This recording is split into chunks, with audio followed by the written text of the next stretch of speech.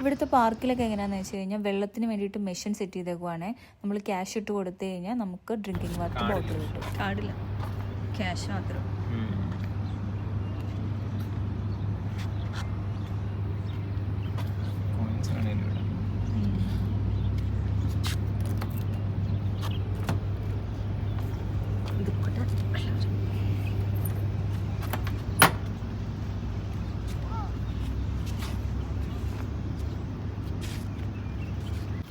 അതുപോലെ നമ്മളിവിടെ കണ്ടതാണ് ഖത്തറിൽ ഇപ്പം മൈനകൾ ഭയങ്കര കൂടുതലാണെന്ന് പറഞ്ഞിട്ട് അതിനെ പിടിക്കാൻ വേണ്ടി വെച്ചേക്കുന്ന ഒരു സംവിധാനം ഇത്.